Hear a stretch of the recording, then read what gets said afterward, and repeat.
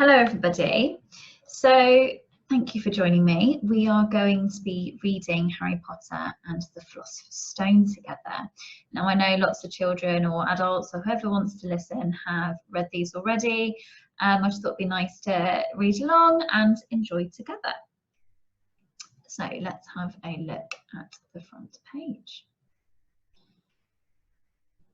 Okay, so as you can see, we are going to be reading the version that is illustrated by Jim Kay. And what I love is that on the Kindle app on the iPad it is animated. So you can see all the great things that are moving in this picture. We've got the flames coming out of the top of the train funnel here. We've got that light flashing. We've got some smoke moving around Harry here at the bottom. We've got an owl flapping its wings.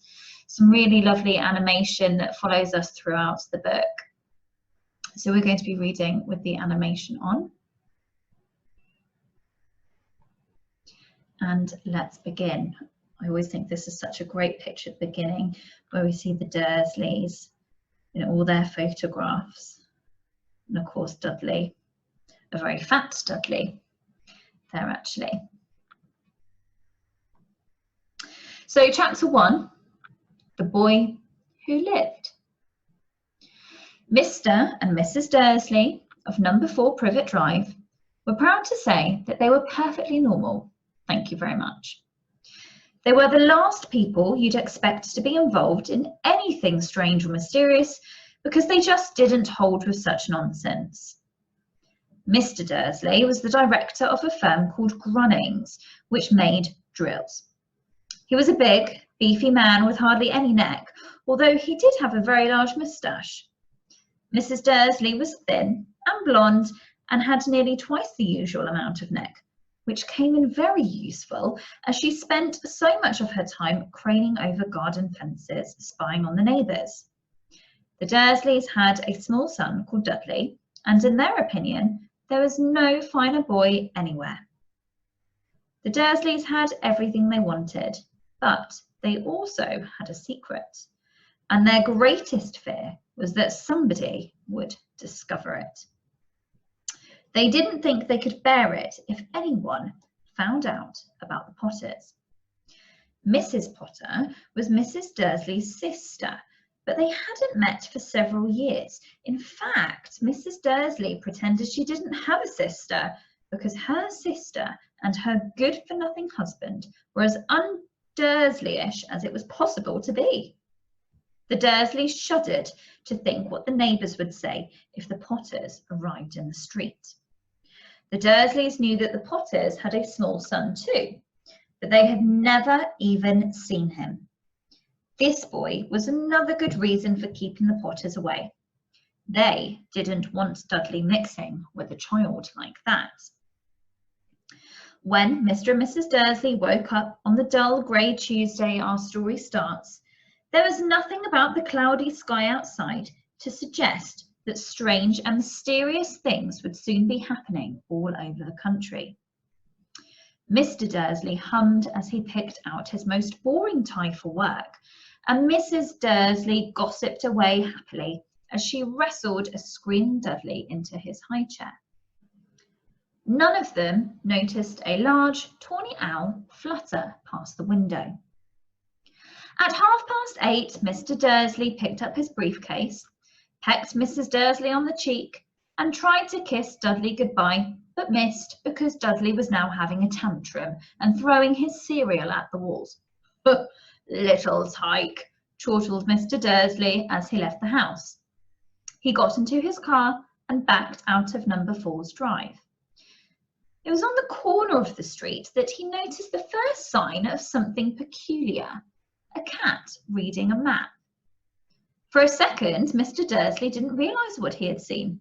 Then he jerked his head around to look again. There was a tabby cat standing on the corner of Privet Drive, but there wasn't a map in sight. What could he have been thinking of? It must have been a trick of the light. Mr. Dursley blinked and stared at the cat. It stared back. As Mr. Dursley drove around the corner and up the road, he watched the cat in his mirror. He was now reading the sign that said Privet Drive. No, looking at the sign. Cats couldn't read maps or signs.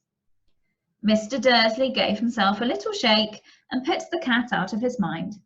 As he drove towards town, he thought of nothing except a large order of drills he was hoping to get that day. And I love how we can see the cat's tail wiggling down here. It's concentrating on the map. Or was it? Who knows? What do you think? But on the edge of town, drills were driven out of his mind by something else. As he sat in the usual morning traffic jam, he couldn't help noticing that there seemed to be a lot of strangely dressed people around. People in cloaks. Mr. Dursley couldn't bear people who dressed in funny clothes. The get-ups you saw on young people. He supposed this was some stupid new fashion. He drummed his fingers on the steering wheel, and his eyes fell on a huddle of these weirdos standing quite close by. They were whispering excitedly together. Mr. Dursley was enraged to see that a couple of them weren't young at all. Why, that man had to be older than he was and wearing an emerald green cloak. The nerve of him. But then it struck Mr. Dursley that this was probably some silly stunt. These people were obviously collecting for something. Yes, that would be it. The traffic moved on, and a few minutes later, Mr. Dursley arrived in the Grunnings car park, his mind back on drills. Mr. Dursley always sat with his back to the window in his office on the 9th floor. If he hadn't, he might have found it hard to concentrate on drills that morning. He didn't see the owls swooping past in broad daylight, though people down in the streets did. They pointed and gazed open-mouthed as owl after owl sped overhead. Most of them had never seen an owl, even at night time. Mr. Dursley, however, had a perfectly normal owl-free morning. He yelled at 5 different people. He made several important telephone calls and shouted a bit more. He was in a very good mood until lunchtime, when he thought he'd stretch his legs and walk across the road to buy himself a bun from the baker's opposite. He'd forgotten all about the people in cloaks until he passed a group of them next to the baker's. He eyed them angrily as he passed. He didn't know why, but they made him uneasy. This lot were whispering excitedly too, and he couldn't see a single collecting tin. It was on his way back past them, clutching a large doughnut in a bag, that he caught a few words of what they were saying. The Potters, that's right, that's what I heard. Yes, their son, Harry. Mr. Dursley stopped dead. Fear flooded him. He looked back at the whisperers as if he wanted to say something to them, but thought better of it.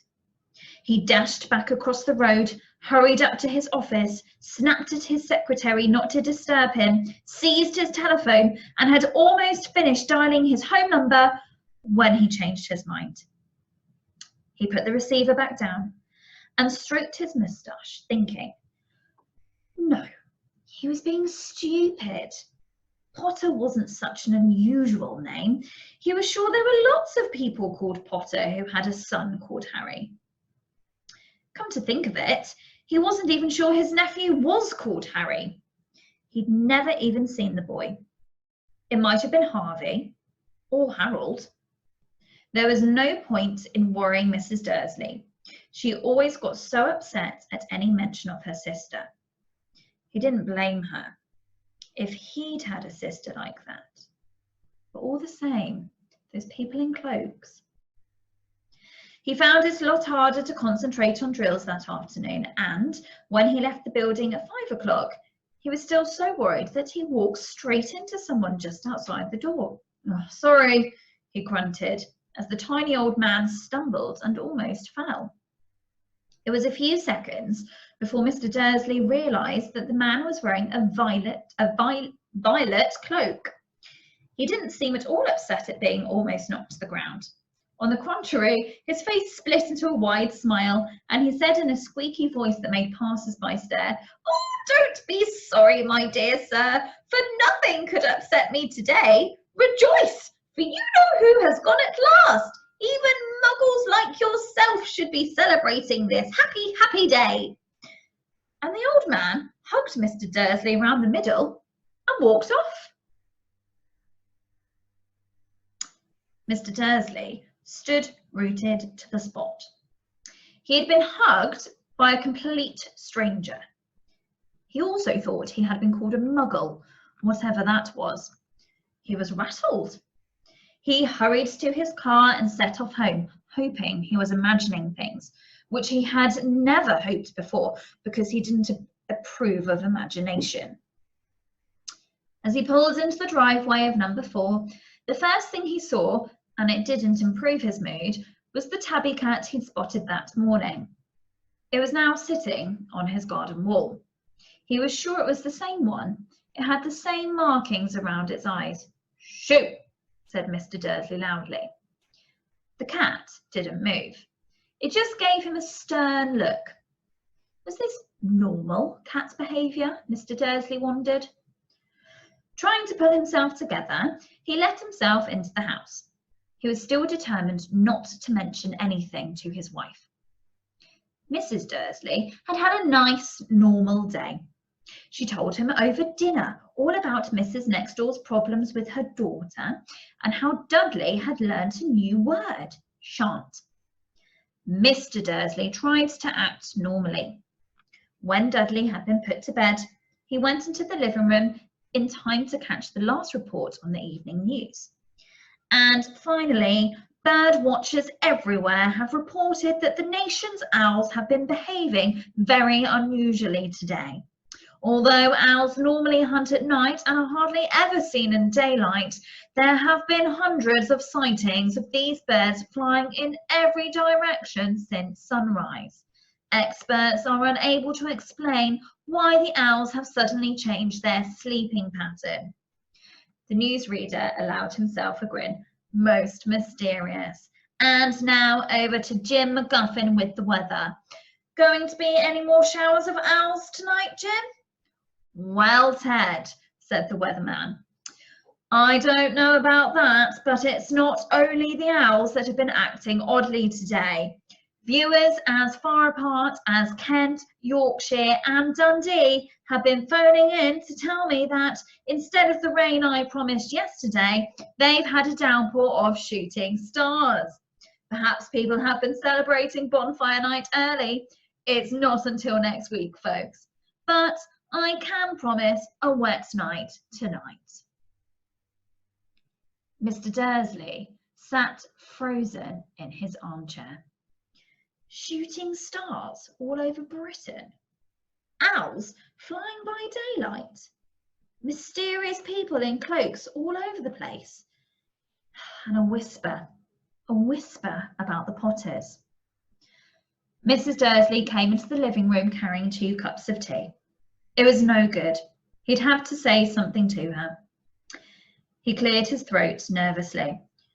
Petunia, dear, you haven't heard from your sister lately, have you? As he had expected, Mrs. Dursley looked shocked and angry. After all, they normally pretended she didn't have a sister. No, she said sharply. Why? Funny stuff on the news, Mr. Dursley mumbled. Owls, shooting stars, and there are a lot of funny-looking people in town today. So, snapped Mrs. Dursley. Well, I just thought maybe it was something to do with, her lot. Mrs. Dursley sipped her tea through pursed lips. Mr. Dursley wondered whether he dared tell her he'd heard the name Potter. He decided he didn't dare. Instead, he said as casually as he could, there's some. He'd be about Dudley's age now, wouldn't he? I suppose so, said Mrs. Dursley stiffly.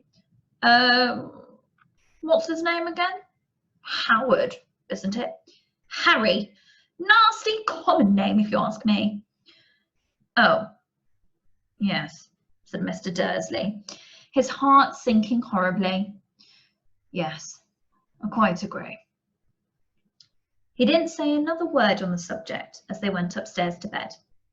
While Mrs. Dursley was in the bathroom, Mr. Dursley crept into the bedroom window and peered down into the front garden. The cat was still there. It was staring down Privet Drive as though it was waiting for something. Was he imagining things? Could all this have anything to do with the Potters? If it did, if it got out that they were related to a pair of... Well, he didn't think he could bear it. The Dursleys got into bed. Mrs. Dursley fell asleep quickly, but Mr. Dursley lay awake, turning it all over in his mind. His last comforting thought before he fell asleep was that even if the Potters were involved, there was no reason for them to come near him and Mrs. Dursley. The Potters knew very well what he and Petunia thought about them and their kind. He couldn't see how he and Petunia could get mixed up in anything that might be going on. He yawned and turned over. It couldn't affect them. How very wrong he was. Mr. Dursley might have been drifting into an uneasy sleep, but the cat on the wall outside was showing no sign of sleepiness. It was sitting as still as a statue, its eyes fixed unblinkingly on the far corner of Privet Drive. It didn't so much as quiver when a car door slammed in the next street, nor when two owls swooped overhead. In fact, it was nearly midnight before the cat moved at all. A man appeared on the corner the cat had been watching, appeared so suddenly and silently you'd have thought he'd just popped out of the ground. The cat's tail twitched and its eyes narrowed. Nothing like this man had ever been seen in Privet Drive. He was tall, thin, and very old, judging by the silver of his hair and beard, which were both long enough to tuck into his belt. He was wearing long robes, a purple cloak which swept the ground, and high-heeled buckled boots. His blue eyes were light, bright, and sparkling beneath half-moon spectacles, and his nose was very long and crooked, as though it had been broken at least twice.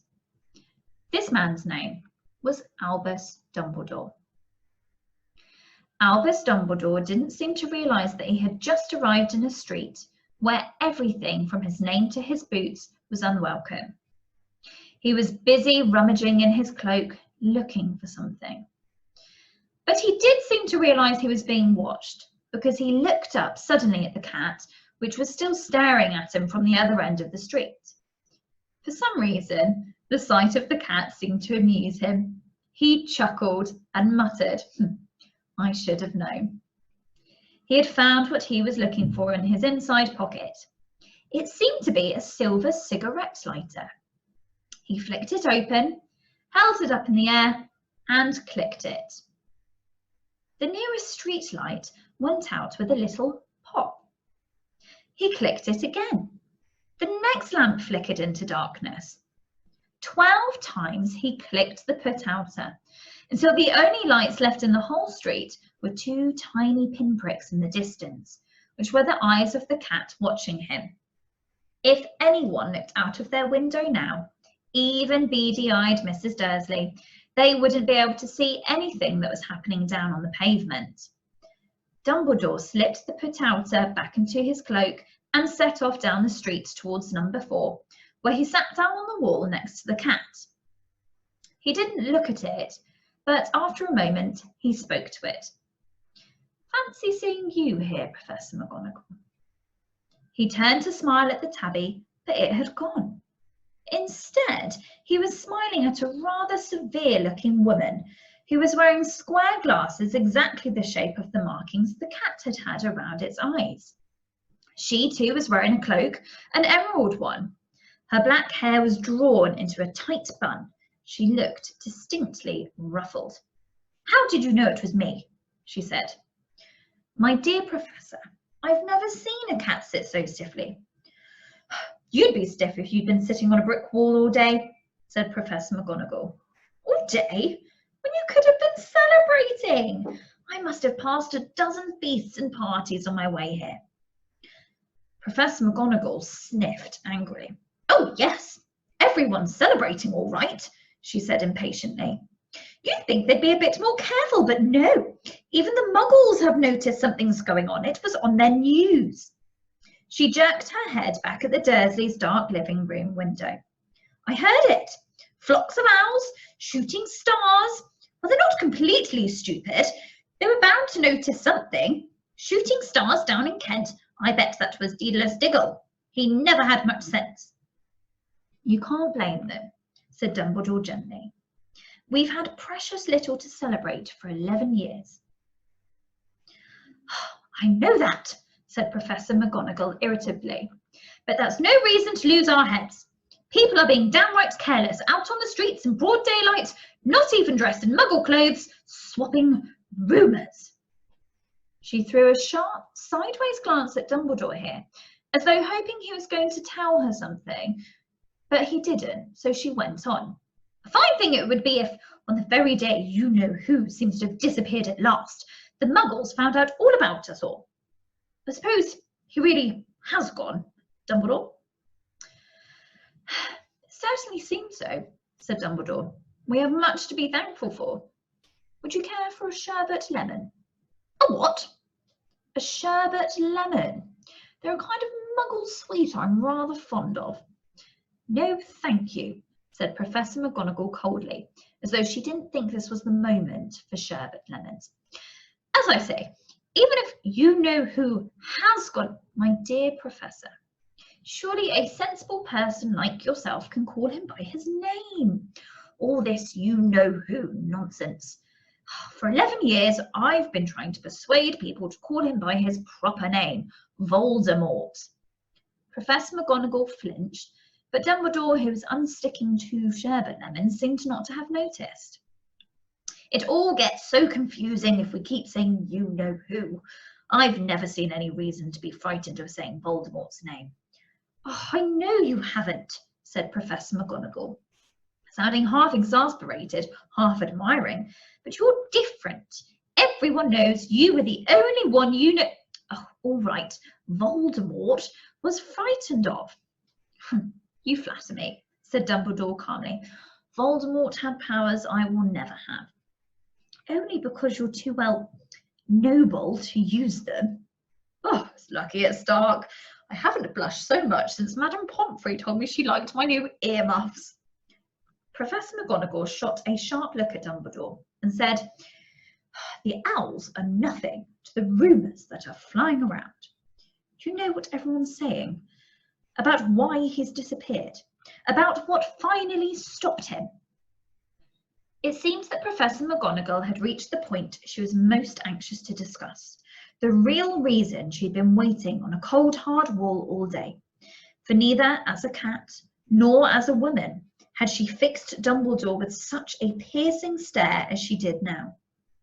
It was plain that, whatever everyone was saying, she was not going to believe it until Dumbledore told her it was true. Dumbledore, however, was choosing another sherbet lemon and did not answer. "What they're saying," she pressed on, "is that last night Voldemort turned up in Godric's Hollow. He went to find the Potters. The rumour is that Lily and James Potter are that they're dead." Dumbledore bowed his head. Professor McGonagall gasped. "Lily and James? I can't believe it. I didn't want to believe it. Oh, Albus." Dumbledore reached out and patted her on the shoulder. I know, he said heavily. Professor McGonagall's voice trembled as she went on. "That's not all. They're saying he tried to kill the Potter's son, Harry, but he couldn't. He couldn't kill that little boy. No one knows why or how, but they're saying that when he couldn't kill Harry Potter, Voldemort's power somehow broke and that's why he's gone. Dumbledore nodded glumly. It's true, faltered Professor McGonagall. After all he's done, all the people he's killed, he couldn't kill a little boy. It's just outstanding. Of all the things to stop him, but how in the name of heaven did Harry survive? We can only guess, said Dumbledore. We may never know. Professor McGonagall pulled out a lace handkerchief and dabbed at her eyes beneath her spectacles. Dumbledore gave a great sniff as he took a golden watch from his pocket and examined it. It was a very odd watch. It had 12 hands, but no numbers. Instead, little planets were moving around the edge. It must have made sense to Dumbledore, though, because he put it back in his pocket and said, Hagrid's late. I suppose it was he who told you I'd be here, by the way. Yes, said Professor McGonagall, and I don't suppose you're going to tell me why you've come here of all places. I've come to bring Harry to his aunt and uncle. They're the only family he has left now. You don't mean... You can't mean the people who live here, cried Professor McGonagall, jumping to her feet and pointing at number 4. Dumbledore, you can't. I've been watching them all day. You couldn't find 2 people who are less like us, and they've got this son. I saw him kicking his mother all the way up the street, screaming for sweets. Harry Potter, come and live here? It's the best place for him, said Dumbledore firmly. His aunt and uncle will be able to explain everything to him when he's older. I've written them a letter. A letter? Repeated Professor McGonagall faintly, sitting back down on the wall. Really, Dumbledore, you think you can explain all this in a letter? These people will never understand him. He'll be famous. A legend. I wouldn't be surprised if today was known as Harry Potter Day in the future. There will be books written about Harry. Every child in our world will know his name. Exactly, said Dumbledore, looking very seriously over the top of his half-moon glasses. It would be enough to turn any boy's head. Famous before he can walk and talk. Famous for something he won't even remember. Can't you see how much better off he'll be, growing up away from all that until he's ready to take it? Professor McGonagall opened her mouth, changed her mind, swallowed, and then said, Yes, you're right, of course. But how is the boy getting here, Dumbledore? She eyed his cloak suddenly, as though she thought he might be hiding Harry underneath it. Hagrid's bringing him. You think it wise to trust Hagrid with something as important as this? I would trust Hagrid with my life, said Dumbledore. It's such a great picture here, isn't it? 'Cause it's just teasing you to show you how Hagrid might be bringing Harry to them. I'm not saying his heart isn't in the right place, said Professor McGonagall grudgingly. But you can't pretend he's not careless. He does tend to... What was that? A low, rumbling sound had broken the silence around them. It grew steadily louder as they looked up and down the street for some sign of a headlight. It swelled to a roar, and they both looked up at the sky, and a huge motorbike fell out of the air and landed on the road in front of them. If the motorbike was huge, it was nothing to the man sitting astride it. He was almost twice as tall as a normal man, and at least 5 times as wide. He looked simply too big to be allowed, and so wild. Long tangles of bushy black hair and beard hid most of his face. He had hands the size of dustbin lids, and his feet in their leather boots were like baby dolphins. In his vast muscular arms, he was holding a bundle of blankets. Hagrid, said Dumbledore, sounding relieved. At last! And where did you get that motorbike?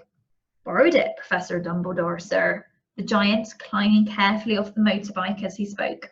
Young Sirius Black lent it me. I've got him, sir. No problems, was there? No, sir. House was almost destroyed, but I got him out all right before the muggles started swarming around. He fell asleep as we were flying over Bristol. Dumbledore and Professor McGonagall bent forward over the bundle of blankets. Inside, just visible, was a baby boy fast asleep. Under a tuft of jet black hair, over his forehead they could see a curiously shaped cut, like a bolt of lightning. Is that where? Whispered Professor McGonagall. Yes, said Dumbledore.